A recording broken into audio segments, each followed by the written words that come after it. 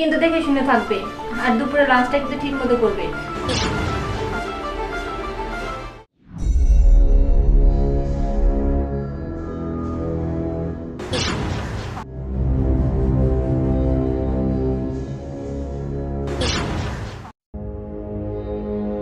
আর দুপুরে লাঞ্চটা করে নিও। আর আজকে অফিস থেকে আমি তাড়াতাড়ি আসবো। আচ্ছা ঠিক আছে।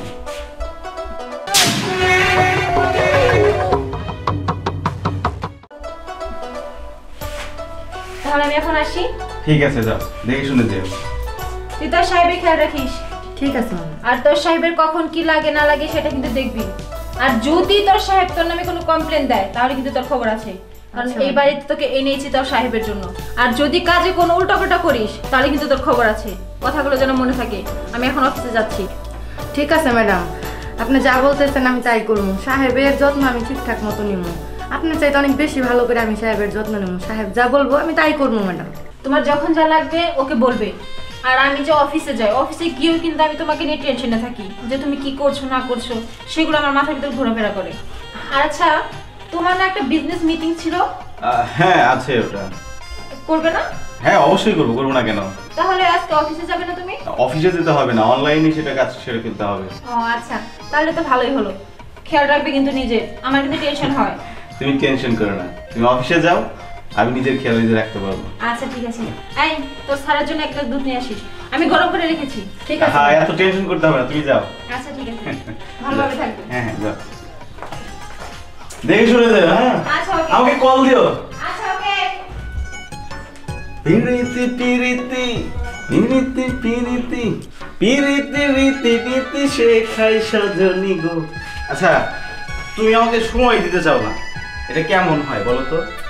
স্যার দেখেন না, ম্যাডাম সবসময় আপনার নজরে নজরে রাখে। ম্যাডাম নজরে নজরে রাখে, চোখে চোখে রাখে, সে তো রাখবেই, তার জিনিস আমি। সে রাখবে না, তুমি রাখবে?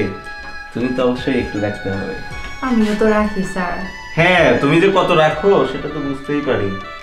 তোমার ম্যাডাম তো আর বাসায় নেই, চলো না আমরা আমাদের ভালোবাসার জগতে হারিয়ে যাই। হারিয়ে তো যাব, সেটা ঠিক আছে, কিন্তু তোমার যে বলছিলাম আমি একটা হার চাই। হ্যাঁ দেবো তো তোমাকে। এই যে হারটা, এটা তো আমারই দেওয়া। ঠিক আছে, এটা তোমার দেওয়া। আমার আর অন্য একটা হার চাই। আচ্ছা ঠিক আছে, তোমাকে দেবো। একটা না, দুইটা, তিনটা, চারটা, পাঁচটা, 10টা হার দেবো তোমাকে। আচ্ছা ঠিক আছে, শোনো আরেকটা কথা বলি। আবার? হ্যাঁ বলো। আমার না 50,000 টাকা লাগবে। তুমি পাগল? 50,000 টাকা? ওরকম কত 50,000 টাকা তোমার জন্য আমি রেডি করে রেখেছি। তুমি যখন চাবে তখনই নিয়ে নিবে, কোনো টেনশন নাই। সত্যি বলতেছো?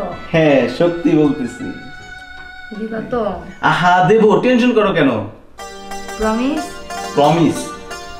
ঠিক আছে। ভালোবেসে যাব আমি জীবনে মরণে, আর কিছু পাইবা না পাই তুমি আমার শয়নে।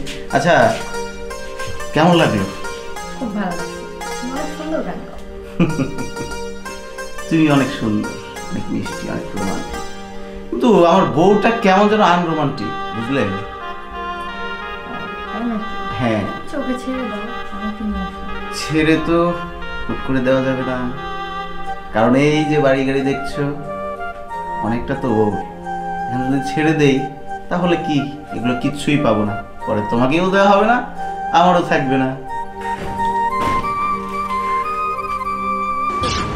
আচ্ছা শোনো, এইভাবে না, আর কিছুদিন যাক, যত সাপও মরে লাঠিও না ভাঙে। ঠিক আছে? একদম ঠিক বলেছো।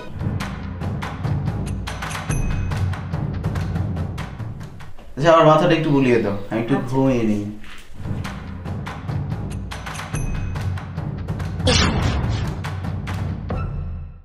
হ্যাঁ হ্যাঁ, এটা আমি কি দেখলাম?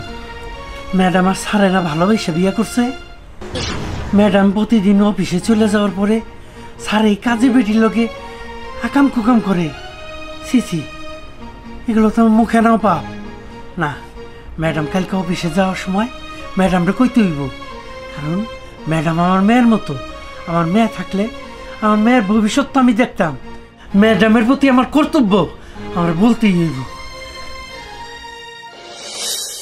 আচ্ছা তুমি দেখে শুনে যেও। হ্যাঁ আচ্ছা ঠিক আছে, তুমি তাড়াতাড়ি অফিসে চলে যাও। হ্যাঁ চলে যাবো, একটু পরে চলে যাবো। আর খাবার আমি রেডি করে রেখেছি, খাবারটা খেয়ে তাড়াতাড়ি চলবে।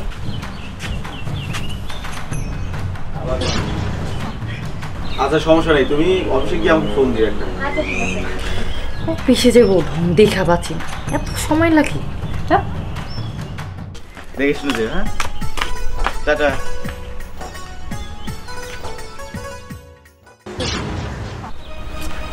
এই বউরে পায়ে তো আমার ভুলেই গেছো তুমি। আরে দূর, কি যে বলো না, তোমারে ভোলা যায়? তুমি ভোলার জিনিস। আরে বোকা, আমি তো আমার বউর সাথে অভিনয় করলাম, এটাও বুঝে না। আচ্ছা হয়েছে, অনেক অভিনয় করছো, এবার রুমে চলো, আসো।